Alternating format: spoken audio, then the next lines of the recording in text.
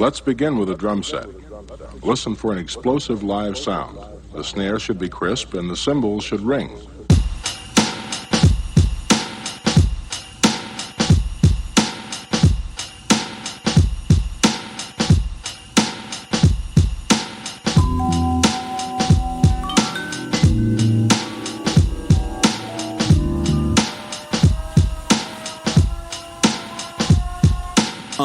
I admire you when my living has a limit of desire to keep it going. I'm just knowing that my time with you makes a difference. I'm feeling when I vibe with you. They can't divide us two. We got a bond like 007, right? Even on Devil's Night, you show me what the heavens like. Go ahead and spread your light, though I can barely see. I know you're there with me, my personal therapy. Some days I wish I was more like you. Your certainty, your attitude. Keep doing what you're doing, I ain't mad at you. I'm just wishing that I had that too. Some days I wish I was more like you. Your certainty, your attitude. Keep doing what you're doing, I ain't mad at you. Just to know you, I'm glad I do. I want you to view yourself the way you see me.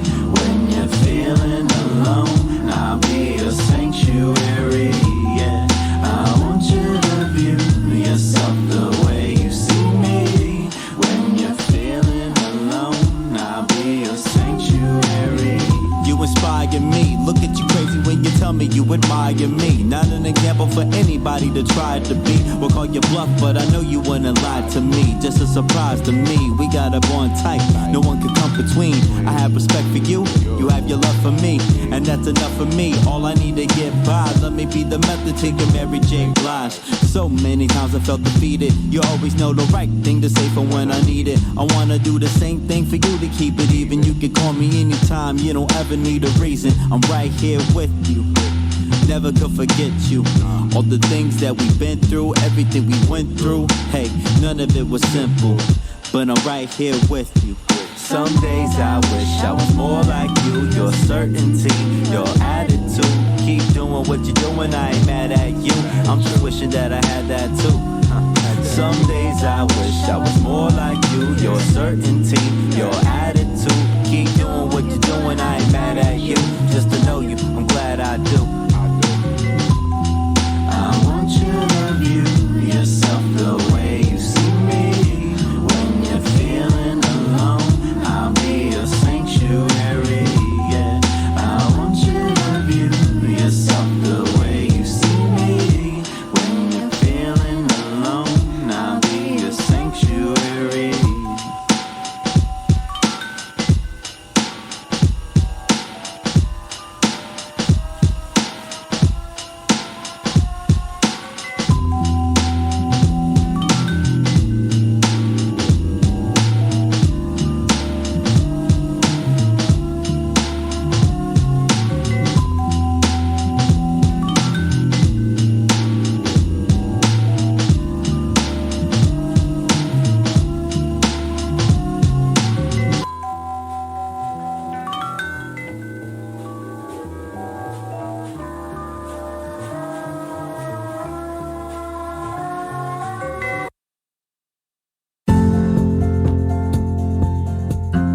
Rise and shine. Pour yourself a cup of coffee and tune in to Good Morning Aurora. News, weather, and really cool interviews. Monday through Friday from 8 to 9 a.m.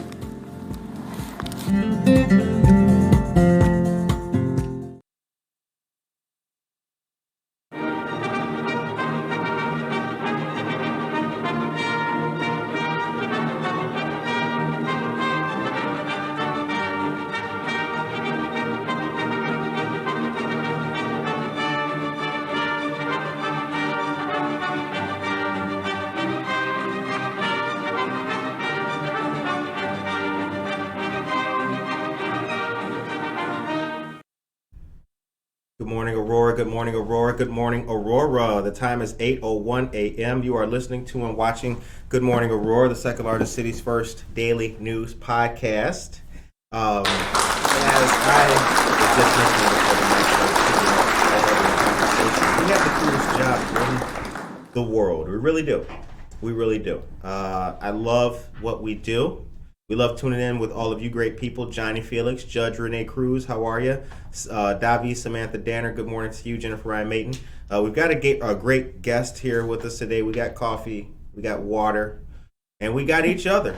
That's what we got. Our guest today is a friend of the show, back for her second time, Brooke Shanley. How are you? Hi, Curtis. It's so great to be back.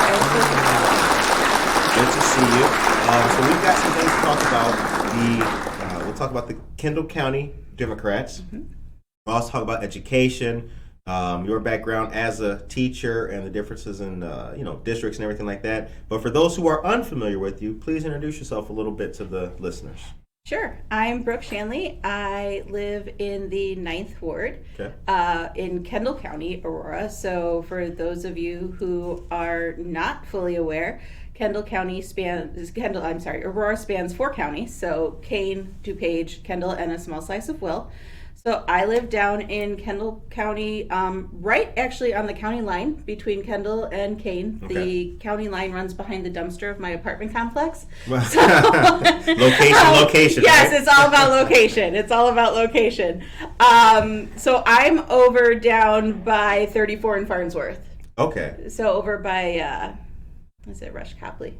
Yeah, Center. Rush Copley but area. not quite that far east, yeah. Okay.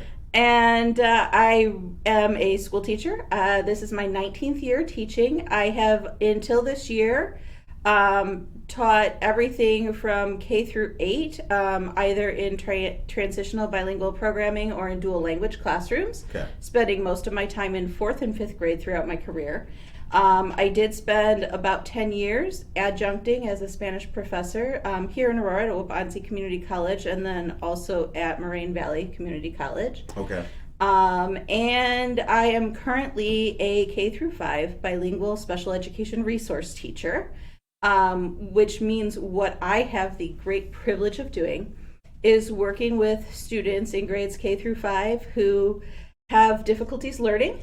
And I get to help design individualized education plans for them to target their very specific needs, to help them close the gap between what they're currently achieving and what the grade level standards are. Okay. And I get to do that in 3 different elementary school buildings across the day with students who are only in the dual language program, and I provide their services in Spanish. And is that for just one district? It is one district. Okay. What district is that? That is CCSD 93, which is part of Bloomingdale, Carroll Stream, and Hanover Park. Okay. So in your time with dual language and in teaching those young folk, what's been the key? Why is it hard for them to, they all learn at different speeds, I'm sure, but what's been a consistent theme and challenge? Honestly, because I've been across districts, I don't know if there necessarily is a consistent theme. Every student is their own individual person. Okay. So for example, you and I, we do very different things in our day-to-day lives, right? Mm-hmm. As far as our careers, and my strengths and talents and my weaknesses are very different from your strengths and talents and weaknesses, sure. Right? Like, nobody wants me running Good Morning Aurora.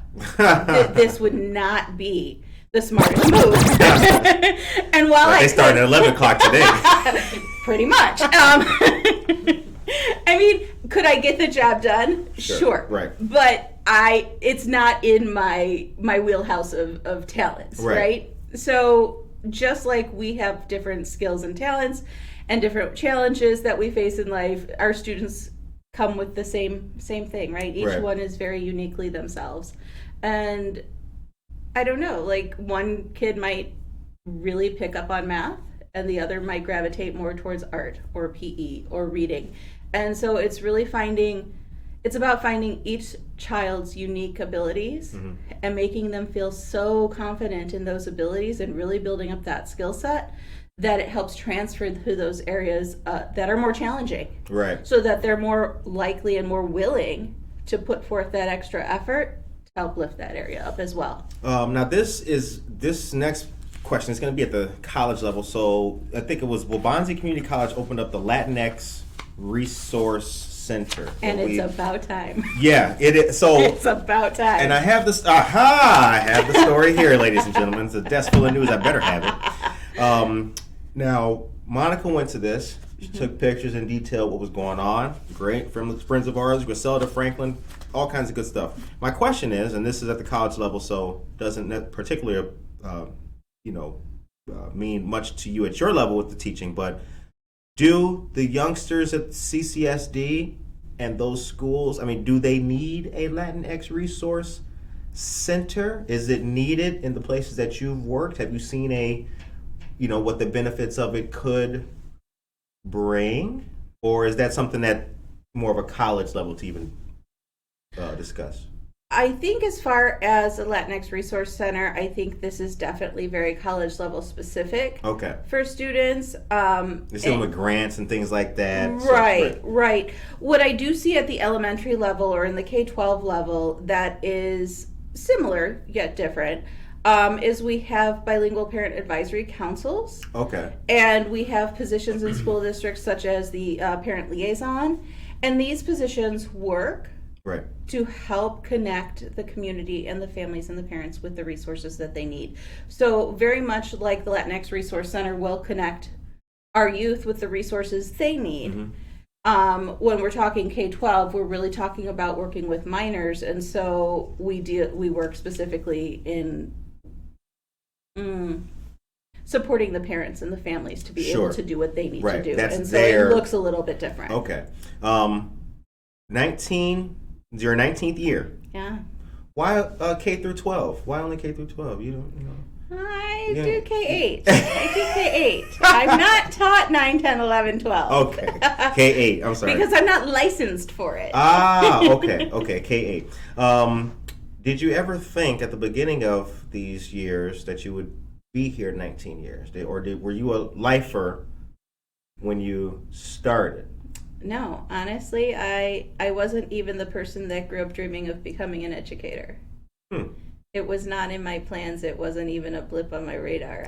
Anybody who knows me knows that, my story is I fell into education accidentally, or not so accidentally, because I do believe that the universe has plans for us, right? Right.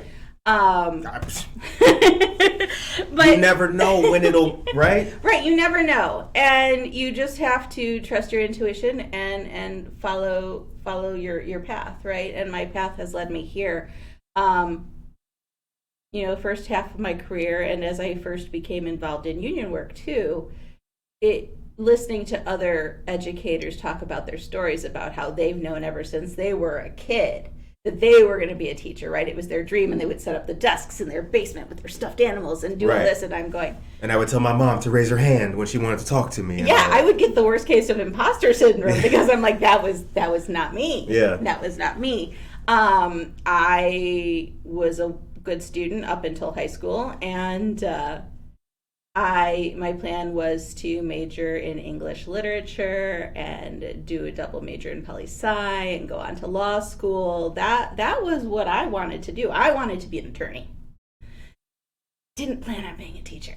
But life had other plans for me, and things happened, and I dropped out of high school. I graduated with my class. It was a unique circumstance, but didn't end up starting college until I was 26, 27, like full time, right? Not the class here or there, but full time university until I was 26, 27. And by that point, I was like, wow, I need a plan because I'm tired of working 4 and 5 jobs at the same time to try to pay the bills and not having insurance and all of what comes with that, right? And I really enjoyed the Spanish language. And I said, okay, well, if I'm going to do this, and I don't have time to mess around and change my major 80 million times, nor the finances to do that, I'm going to study something that I enjoy. If I study something that I enjoy, I am going to find what I am supposed to do. What did you like about the Spanish language that made you want to pursue that? Honestly, I've always liked it. There were Spanish-English dictionaries in my house growing up. My mom had majored in Spanish in college and was licensed to be a Spanish teacher, but didn't speak Spanish and never used it at home and never talked to us about it and never became a teacher. But her old college dictionaries were on our bookcase at home. Right. And even as a child, I'd sit there and read them. I was kind of nerdy even back then, but shout out to all the nerds out there, right? Oh yeah, I grew up with the National Geographic. Okay. And we got some here. They were donated by friends of the show. So I grew up. Yeah, we had the set of the Funkin' Wagnalls encyclopedias. Yes. And so if there was a book on the bookcase, I was pulling it down, and sometimes that was the Spanish English dictionary. And of course, I didn't really know, and Lord knows I didn't know how to pronounce any of the words in there. Mm-hmm. But I pretended as a little kid to sit there and read it, and just then moving on through middle school and stuff, just got into listening to different music on cassette tapes, because that was a thing. Right. On my little pink boombox. I know you know what I'm talking about. Oh, I know. Yeah. With the CD on top. Oh no, this was before CDs. Oh. I don't know. CDs did not exist. Wow. Okay. Yeah, and I would follow along with the lyrics that were in the little pamphlet that came. I remember with that. Yeah, cassette tape, yeah, right? yep. And that was kind of what helped me with pronunciation and accent. And I took little breaks here and there in my coursework, but yeah, I ended up majoring in that in college and just figuring I'd end up where I needed to be. Right. So now during this time, you still had the idea of being an attorney? Was that still a blip? Was that still flashing? I still wanted to. Okay. I still wanted to, but the logical part of my brain said, there's not enough time and money to do all the education involved in becoming an attorney. I know better now, because the amount of time and money I've dumped into grad classes for education has far surpassed what I would have invested in law school. So well, life is like that. You know, life is like that, but life is very beautiful. I always liked listening to the Spanish language, but trying to learn it practically, it's one of those things where, your teacher tells you about math, well, you better pay attention because you're going to need it everywhere.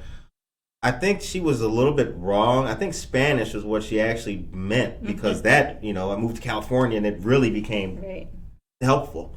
But at what time did you start thinking, you know what, I'm going to use my talents to help youth, specifically in dual language? When was that the thought in your head? Well, so in 2003, I moved to Mexico for a little while and went to college. Went to college there for a bit, and then came back and graduated and said, okay, I need a job. I don't know what I'm going to do. The pursuit for jobs, right? I have graduated. I have a BA in Spanish. What do I do with this? And I was waiting tables part-time, and I worked for an organization in Naperville called Little Friends. I did in-home respite care with for families of children with autism. Okay. And I came across in the classified ads of the newspaper, because this was a thing still. Oh, I remember. I remember that. Looking for jobs in the newspaper. Jobs in the newspaper. Where are they hiring? Yep. And found an ad for a part-time pre-K through fourth grade Spanish teacher. Okay. At a little private institution where you weren't required to have a teaching license, because it was a private institution. And I said, well, I've got nothing to lose. Let's apply. And I'm still friends with the administrator that hired me. That's good. And she's an Aurora resident as well. Awesome. So that was the beginning. That was the genesis of the... That was the beginning, yeah. And then I found out about emergency licensure, because not only was I teaching Spanish there part-time, but I ended up picking up another part-time gig at District 203 in Naperville as a bilingual teacher aide. And their director of English language programming told me about emergency certification and how I could use that to fast track my license, and it would be temporary and contingent upon... The emergency certification is temporary. Emergency certification at that time was good for like 4 or 5 years, and then you could renew it for up to 3 years. And then after that, it was done. And it was contingent upon you going back to school and actually getting a professional educator's license. After 7 years, you shouldn't be using training wheels anymore, so to speak. Okay. Right. So what I needed to do in order to get that was obtain a substitute teaching license, which anybody with a bachelor's degree could do at the time. And I say at the time because I think the requirements are very similar today, but I don't follow it, so I'm not sure if there's maybe a couple more pieces that have been added. And I went and got my substitute teaching license because all you needed was a bachelor's degree and to pay the state their fee. Right. And then I signed up to take a test to prove my proficiency in Spanish. Okay. And this state issued test lasted it was allotted 4 or 5 hours, and it had 4 different parts. It was reading, speaking, listening, and writing. Okay. And then provided that I passed all 4 domains on there, then I could send that plus my substitute license receipt into the State Board of Education and ISBE. Okay. And obtain a teaching certificate. All right. And then I started teaching. Yeah, just like that. Just like that. Okay. Well, it wasn't just like that. That was a process. There was a work. Yeah. It was a Interesting. process. Very good. Congratulations. And here I am. All right. On Good Morning Aurora. See? Good Morning Aurora. So, right now, ladies and gentlemen, good morning to everybody. It is 8:18. We are here with our dear friend of the show, Brooke Shanley, for part 2. Good to see you again. Glad that you're back. Glad that you're back. The show's coming along. We did a little bit of redecorating in here too, so the next time some of you are in this location, you will see it. Monica, if you'd be so kind, can you take me to a commercial? I do have some local topics to give to you great folks. But first things first, I'm going to... you know what, guys? Listen, let me tell you something. You have to make sure that your news is squared away, because I am a very organized person, as you guys know, but sometimes my news does get the best of me. Aha. Monica, I do have breaking news. Can you play that sound?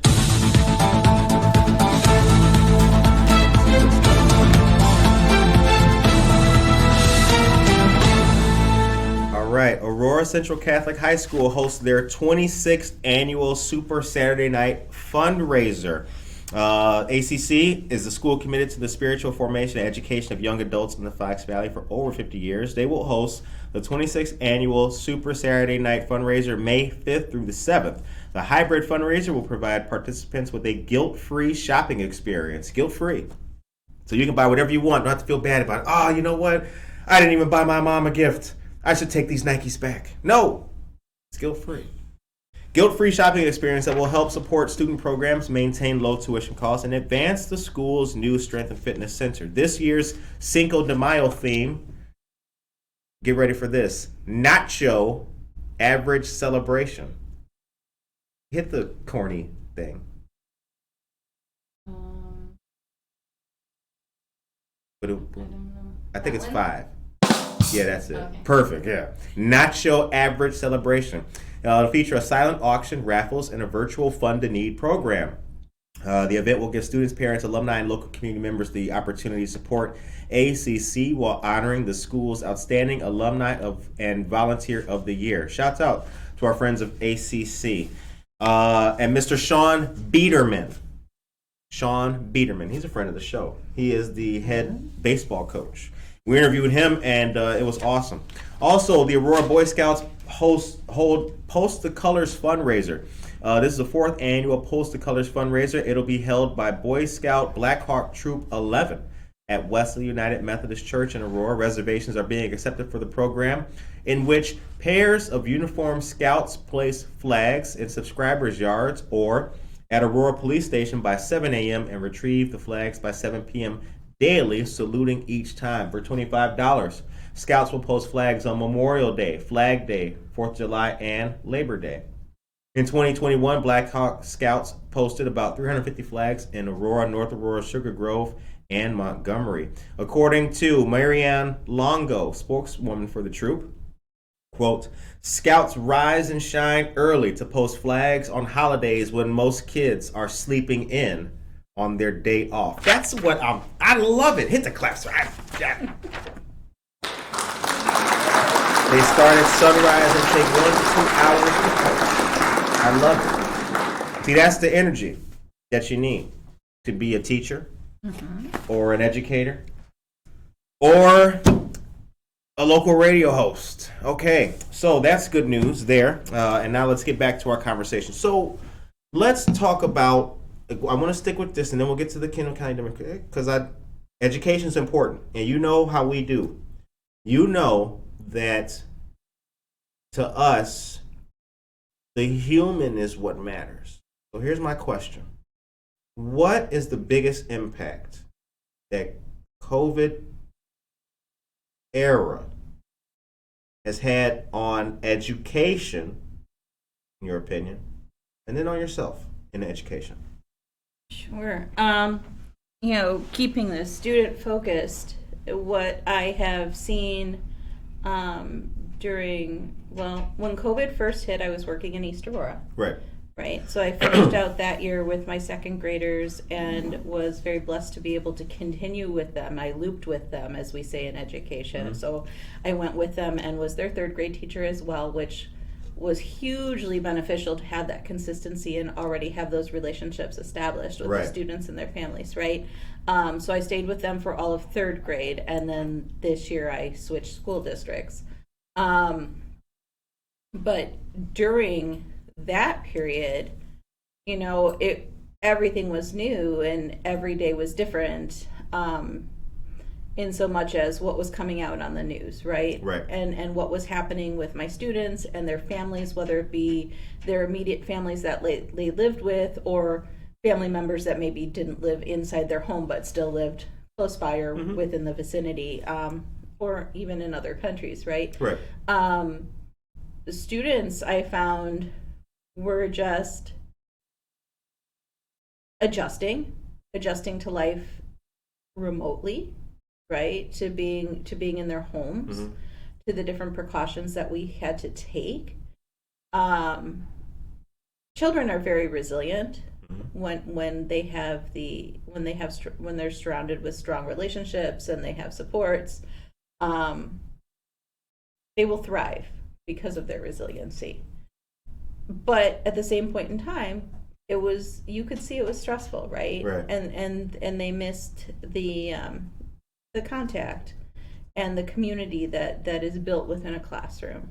That just can't be replicated remotely. No, it cannot. We can come close, but it's never the same as being face to face with someone, right? And the interactions there. So things that I did at that point in time were I would open up a Zoom link in the afternoons, and I called it homework club, but it really wasn't for homework. And all my students knew they could pop in anytime during that window. It would be what I guess college kids would say, or high school students would say, is like office hours, right? But it wasn't to meet with me, unless they wanted to come and chat with me, right? Because there's a lot of that happens day to day in the classroom that people don't realize, right? Yes, it's about the academics, and the academics are just extremely important. But to achieve academically, you need to have the relationships. And so there is a lot of conversation and chit chat and familiarity that is just derived in that community setting. And so I was trying to build that into a Zoom platform, so to speak, right? And so I would have students pop on, and example, like one little girl would pop on, she'd be like, "Oh, is so-and-so here yet?" Or this person, I was like, "No, are they coming?" And these are third graders. She's like, "Yes, I emailed them, and I told them, and we made arrangements to come here on this link at this time." Third graders emailing each other, building this skill set to connect with each other and establish an appointment to meet at a certain place for a social interaction. Those are skills that third graders don't have typically. So they would do that, and the other girls would pop on, or whoever was coming into the group, and they'd ask for a breakout room. I'd put them in a breakout room, and I'd go check on them. And they were coloring together and showing each other their pictures and just talking about school. Sometimes they'd help each other with a homework problem. But it was very much a social setting, stuff that would mimic recess or just some of those community times that we have in a classroom. I would have one student who would pop on frequently, and he would take me on a tour of his house. And he'd be like, I just thought you would be lonely without us, Miss Shanley. And so I wanted to come keep you company. I didn't want you sitting here all alone. And he would just like spread out his coloring materials on the floor and draw pictures and just chit chat. And he'd take his iPad and show me the snowman he built outside. And so it was a way to still continue to develop those relationships, to help support them through this remote period of COVID, right? Now where I'm at, what I see, and I see it working across 3 elementary buildings in all grades K through 5, is just kind of the skills that haven't been developed because the opportunity hasn't been there to develop them. And I'm not even talking academics. The biggest challenge this year has been helping students learn how to actually interact with other people, other students specifically, because they haven't been in situations where they learn those strategies of engagement, if you will, where it's about collaborating, where it's about sharing, where if you're playing a game, you might lose sometimes, and what do you do when? How to actually be a student in the classroom and building the stamina to be able to attend to a task and attend to expectations that are consistent with education. Because they haven't had to sit in a place for that many hours in a day, right? And as educators, we build in the movement breaks, right? We're required to do that. We have movement breaks. We employ different strategies of instructional design. So we'll do small group, more than whole group, and one-on-one, and conferencing and partner work. And so every time we change those activities, we provide for a movement break to help students to reset. Because the average attention of any individual is 1 minute for each year of age that they have. And that pretty much stops at 10. So if a student is 5 years old, they should be able to attend to a task for 5 minutes, and then they need a reset. So you change the method of engagement, or you give them the opportunity to stand up and move to another place.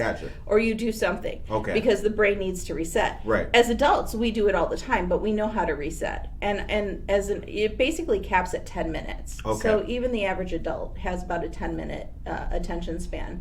But we do it in ways that aren't as noticeable, and they're just habits to us. So we might recross our legs. Or we might take a drink of our coffee, right? And these are very socially acceptable things, but students, you need to change the activity more frequently to maintain their engagement, and they also don't have those built-in strategies and the self-control that hasn't developed yet fully to be able to reset the way we do as adults, right? Having experienced the world for a much longer period of time. And so, during remote time, everything's digital, everything's coming like this. So we already had, before COVID, issues with attention and engagement and focus. Now, after being remote for so long, we have that amplified. Plus, we've had the absence of learning how to function within a group in person and learning about organizing materials in a desk. And learning about how to walk yourself down the hallway of a building to a bathroom, and how do you behave in the lunchroom. Whereas these are things that would have been typical before. What do you do when you come into school? You take off your coat, you put it on your hook, right? Or you put it in your locker, depending how the school's set up. No, these are not automatics. These have needed to be taught explicitly and developed. And just how do we talk to our friends? How do we talk to them? Because we're not texting them. And the friends we have in class are very different than who we might be engaging with at home. So So just even those interpersonal skills, and it's been very challenging and very stressful when you're trying to do all that and add academics on top of that. Wow. So for students, it's definitely been very stressful. We've witnessed a lot more emotional struggle, right, meltdowns, anger, because big feelings come out in big ways when you haven't learned yet how to appropriately manage them, right? Right. Or even to recognize what they are. So we've seen a lot of that, and then as teachers, we're working to meet those needs, because if those emotional and social needs aren't met and those skills aren't developed, then academics goes out the window. Right. Exactly. So we're trying to work with all that and still manage the academic expectations, which, by the way, have not changed or even flexed at all to accommodate for COVID. Yeah. So these students who have been out of the classroom remotely, well, I'm not a fan of the term learning loss, because I think it's more of students learn different skills that they wouldn't have learned otherwise. Right. So it was more learning differently. When you have someone who hasn't been in a classroom in almost 2 years, and they come in as a second grader, and now as a second grader, this is their first really in-person school experience, and they're expected to be reading and writing and performing math at a second grade level. Right. But they haven't had the in-person ability to do that, let alone the school structure to do that. Big challenge. Right? Yeah. Huge challenges to close gaps, because students are performing, but there are still gaps. Right. And yet teacher evaluation and performance is based on students achieving grade level standards. So the expectations for educators haven't modified either. That's sad. That's my stomach growling. Did the mic pick that up? Brooke heard it. Like his brother. Can somebody send his brother a donut or something? This is insane. Well, I'm starved for knowledge. That's what the. There you go. Well, it typically seems like the checks and balances are always the last to update, right? It's always the hoops we have to jump through that have to be assessed. That's unfortunate. Yeah, it is unfortunate. And then, we've had all this hoopla with school boards across the country, not just locally, not where I'm at specifically, right. Although it's, it's very much a broad occurring circumstance, whether it be about masking or not masking, which seems to have died down a bit now that, the numbers and everything. The numbers have come down and restrictions have been lifted. But there are other things in play, and school boards are hugely important. I see that. Well, I've always known that they were important. What I've seen, though, and I think this is something that we spoke about when we were hanging out, was that, it used to be school board meetings were, for all intents and purposes on the outside looking in, the most boring meetings where nothing happened ever. Now we know different. We know that important decisions have always been taken at school board meetings. That's been going on. But, yeah, nobody cared about school. Your average person didn't care about school. Now they are the epicenter of a lot of the cultural issues, rather. They're taking place at school board meetings. That's unfortunate. It is. The way in which it's happening is unfortunate.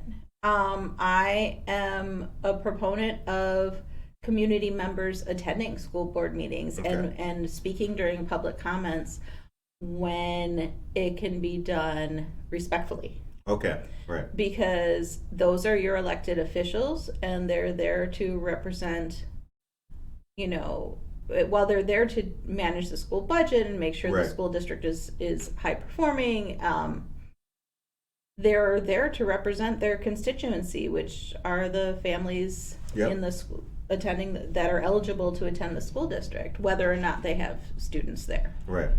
And a lot of times, for many different reasons, people don't attend school board meetings and they don't voice their concerns during public comments.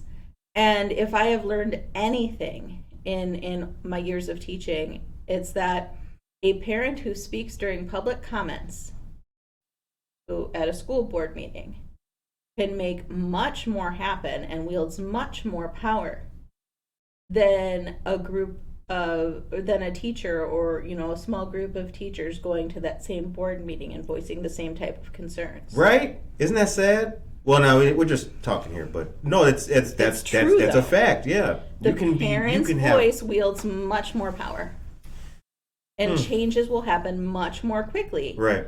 When parents are respectfully addressing the school boards with facts.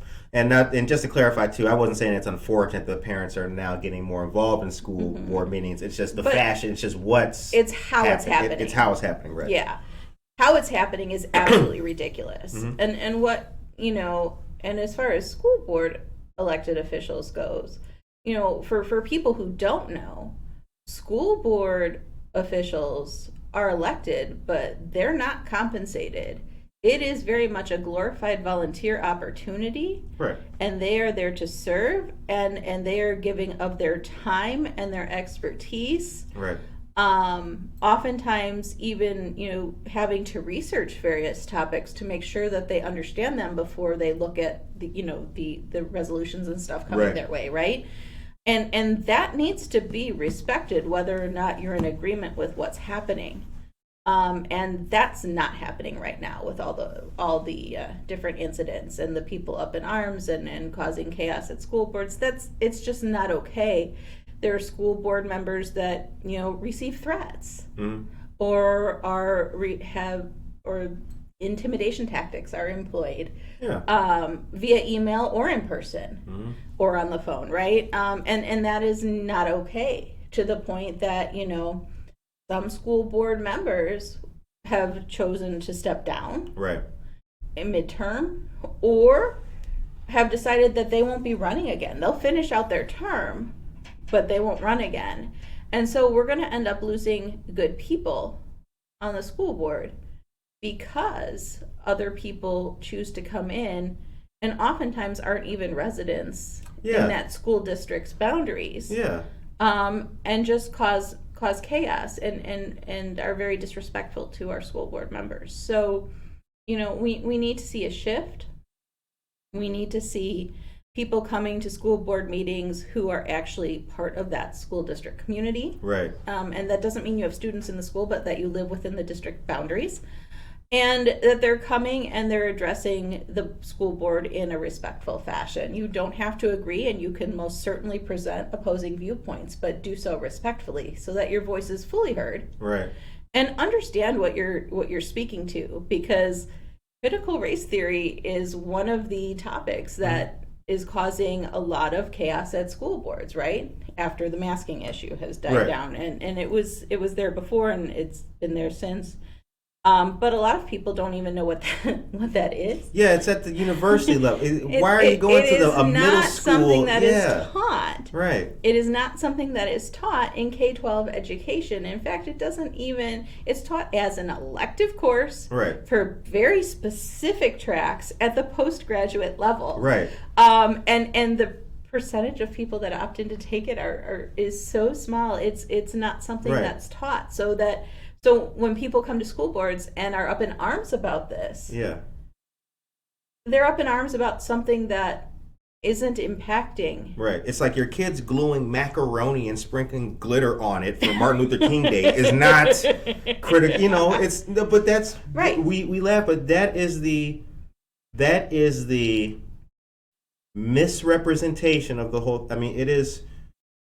The sad part about it is people are receiving, to your point, they are receiving threats or intimidation or nasty, profane emails over things that aren't even happening. Imaginary garbage they're reading on Twitter. You know, it's very, it is sad. It is sad. Now, what I like about the current system that I hate to use the word system. Yikes. What I am liking about the way education is shaping, you mentioned that, parents can get things done at a school board meeting quicker than teachers can with the same issue.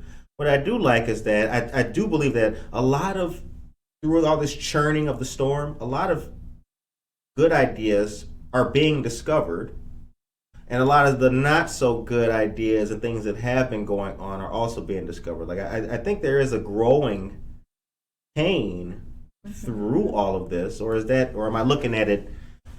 Am I looking at it with rose-colored glasses? Is there any benefit that's going to be gained out of all of this gnashing of the teeth and everything at the school board meetings?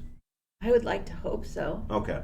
I would like to hope so. I'm looking at it from a purely optimistic standpoint. I don't attend the school board meetings and things like that. Yeah, no, I mean, I would hope so.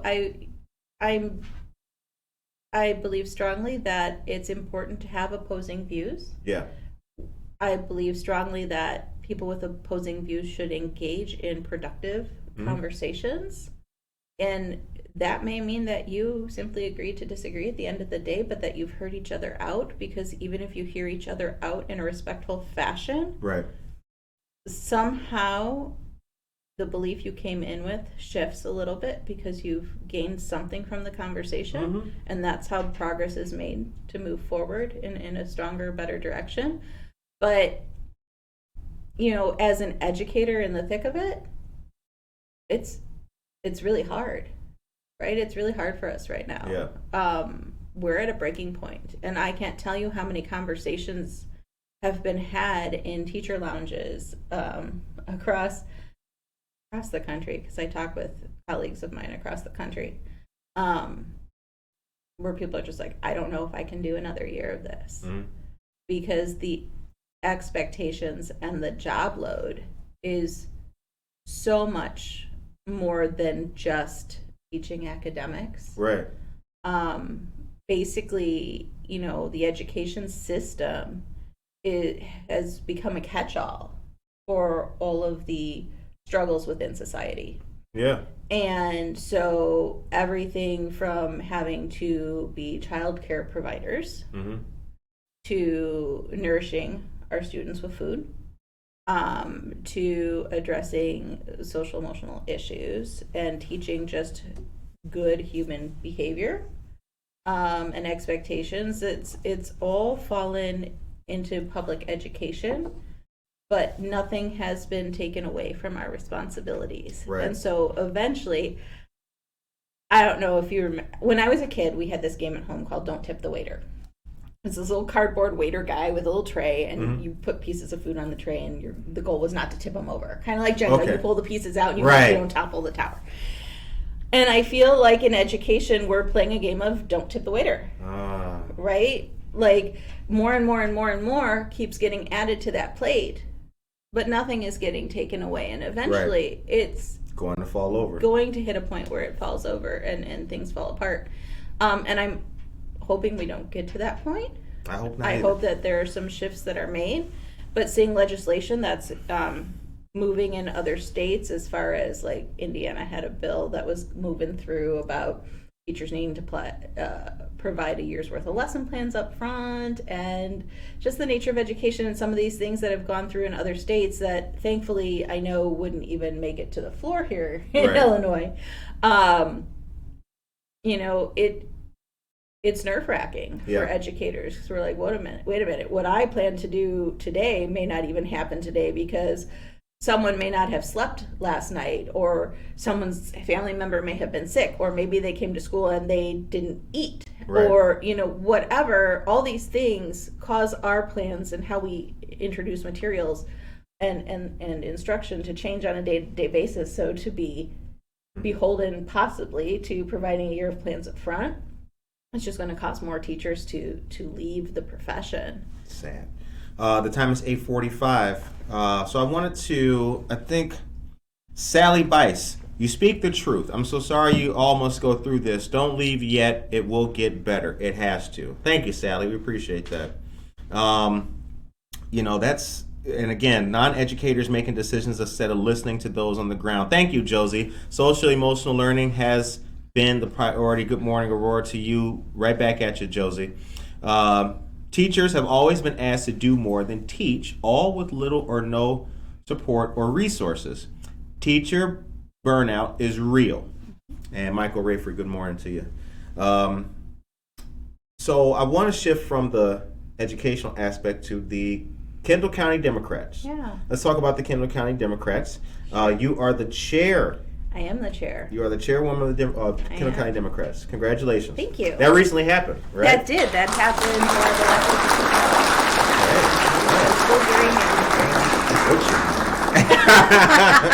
No. You're still running Good Morning Aurora. I told you at the beginning this was not my skill set and not in my wheelhouse. So as chairwoman, what are the priorities for the KCD? I know you guys are a team. We are. I know that you guys are a team, but if you can, what are the priorities and goals? Sure. So right now we are looking at entering, looking at supporting our candidates moving forward into the primary. The primary is June 28th. That's right.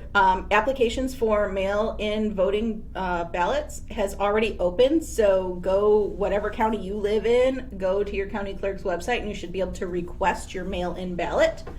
That has officially started. That started March 30th. So very recently, just a couple days ago. Go to your county clerk's website and they will have all that information so you can request it so it can come to your house to vote in the primary, which is taking place June 28th. Obviously, there will be early voting opportunities coming up. Please vote. Voting is the way for you to make sure that your voice is heard. Know, too, when you're voting, when you are faced with a question on the ballot where it says you can vote up to so many. For example, in Kendall County, along with most counties, all of their county board seats are up this cycle due to redistricting and all that. Mm-hmm. So it's the cycle where everybody's up for election.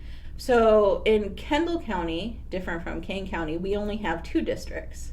We have 10 seats on the county board. We have 2 districts. We have 5 seats in each district. So people in District 2, my district, right, where I live, they will have a choice to vote for up to 5 candidates. Just because you can vote for up to 5 candidates doesn't mean you are required to select 5 candidates. Exactly. You can choose to vote for only the candidates that you wish to be elected, right? So know that that is in your right to do so because not everybody knows that. And then in the primary, whoever wins in the primary election goes on to then the general election in November. So the primary is a way of kind of whittling down the playing field, so to speak, so that you have the exact number of candidates for the exact number of positions in that general election in November. So right now our goal is to support our candidates who will be hopefully our elected officials that service Kendall County, whether that be county board members, state legislators, our state reps, our senators, and then our Congress people. Kendall County is currently served by Congresswoman Lauren Underwood. Her district is all of Kendall County, which is really exciting.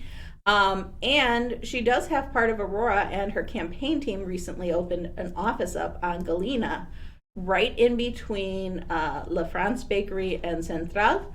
So right there, their door is right in between the 2 bakeries. They're open every day till 5, so please go stop by. They have signs. They have all sorts of opportunities for you. Go stop by and say hi. It's right in the neighborhood. And then, we have some of our other wonderful Democratic legislators, right, that service Kendall County. So Assistant Majority Leader in the Senate, Linda Holmes, Rep. Stephanie Kifowit, right, and then our county board candidates are running as well. So we have some good county board candidates running. Brooke Shanley is amazing. She's very supportive of local business, and we love seeing her at downtown events. I concur. Thank you, Marissa. Scott Hayes, good morning to you. Maria Chirito, good morning to you. Teachers are asked to be parents and educators. Your voice is your vote. Thank you, Casildo. Okay, so what time is it? 8:51. What's the strength of the party in the county, in Kendall County? How we doing? Is it all right? Kendall County has historically been Republican. In the last couple cycles, we have started to turn it a bit more purple than red. Okay. Obviously, as the chair of the Democratic Party, I'd like to see that be a bright blue. Sure. But we're getting there. And the strength of any county party comes from its members, from its precinct committee people, is what we call them. And they are the people who work as a liaison and a point of contact between the countywide party and the people in their neighborhood, because a precinct is just a neighborhood district, right? That's all it is. So it's about really getting to know your neighbors and providing them with information of who's on the ballot, what are the issues that, you know, they're advocating for, when and where and how can you vote, and reminding them, have you voted?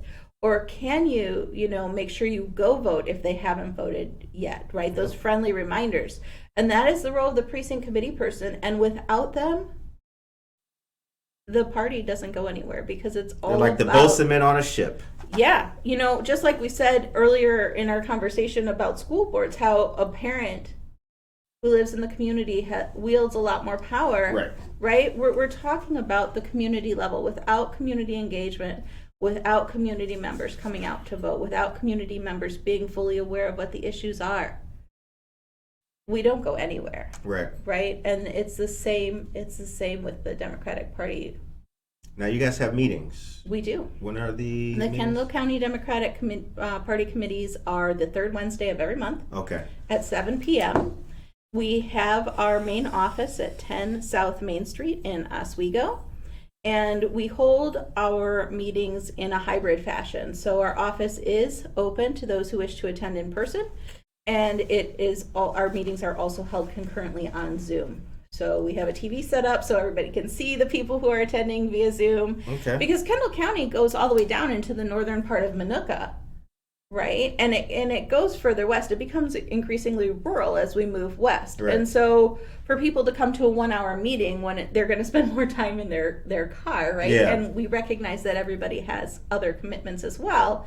We want to make sure that we are providing multiple opportunities for access, because access is critical. Now, how are the efforts of getting out there with the folks in Kendall County and everything like that? I mean, I know we're just canvassing going on right now. Canvassing is starting. I know Lauren Underwood's team is recruiting volunteers. They're having an event actually at their Aurora campaign office this Saturday, I believe, from 9 to 2. So you can check online, and there will be information about that on the Kendall County Democratic website later today. But yeah, they're already, they've been pushing canvassing events for some time now. Okay. But you know, as far as countywide candidates, I am working to support some newer candidates in running for office for Kendall County Board. And so we're doing some training sessions coming up so that they understand the different pieces and don't feel like they're left out high and dry without knowing what to do. And yeah, that's where we're going right now. Sally Bice says, love Linda and Stephanie. Yeah, we do too. They are friends of the show. PC's, precinct committeemen, also help people run for office, inform people of who is up for re-election. We are also the go-between between the community and elected officials. Hit the like button for that. I said hit the like. Where did it go? Okay, I liked it. So the time is 8:54. So how can we help you? How can we, the community, help you, Brooke? By staying engaged. Okay. By staying engaged, you know, the work here at Good Morning Aurora is really crucial to the community of Aurora.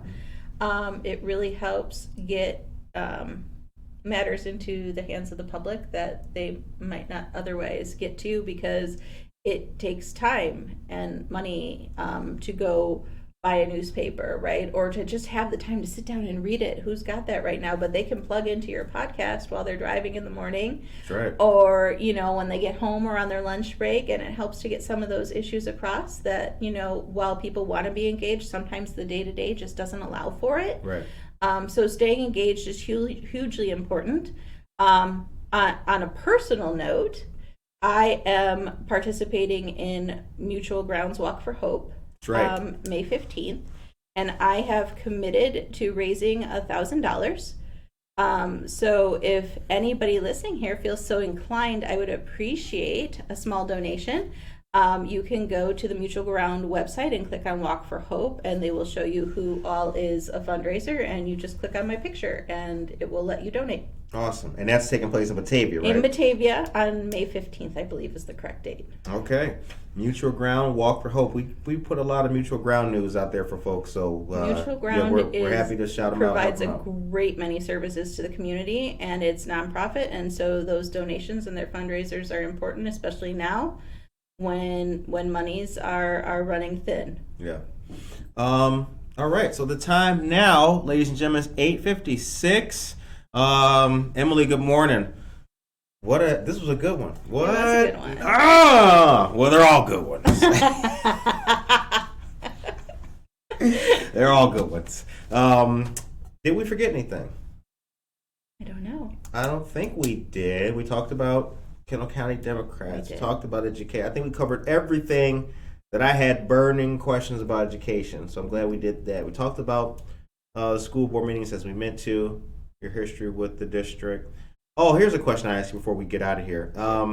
So we are now, the pandemic it's not behind us by any stretch. It's with us and everything. But are you optimistic about the current year and the future going forward, at least on a local level? What do you think about, Aurora and things happening? You've seen some of the news on the desk. How you feeling about what's coming up? You know what? I like to remain optimistic. Okay. A former colleague of mine gave me a sign one year, said it's all good, because apparently I say that a lot. Mm-hmm. And I believe that everything is all good. It's all good. And if it's not all good, then it's not done working itself out. Right? And it just means pushing through a little bit more. And in that pushing through, you learn and you grow and you become, in a sense, a different person than you were maybe a few moments earlier, right? Because now your life experience has changed. I think the same thing happens with cities. Mm-hmm. I think the same thing happens in all avenues of life, right? We push through and we grow and we develop and we strive to do better. At least we should be striving to do better. I know last time I was on the show, we talked about how